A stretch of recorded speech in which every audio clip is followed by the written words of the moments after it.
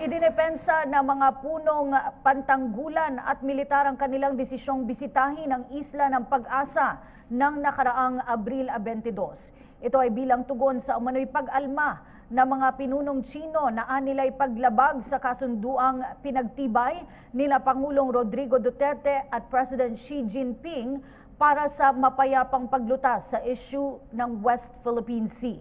Niliwanag ni Defense Spokesman Arsenio Andolong na bahagi ng tungkulin ni Secretary Delfin Lorenzana na inspeksyonin ang lahat ng pasilidad na pinangangasiwaan ng kanyang departamento kabilang na ang Pag-asa Island. Binigyan din ni Andolong na layunin ang pagbisita ng kalihim na alamin ang mga pangangailangan, kaligtasan at seguridad ng mga Pilipinong nakatira sa Pag-asa, ang pinakamalaking isla sa Kalayaan Island Group. Sinabi naman ni AFP Chief of Staff Eduardo Año na ang pagresolba sa protesta ng China ay nasa jurisdiksyon ng Department of Foreign Affairs.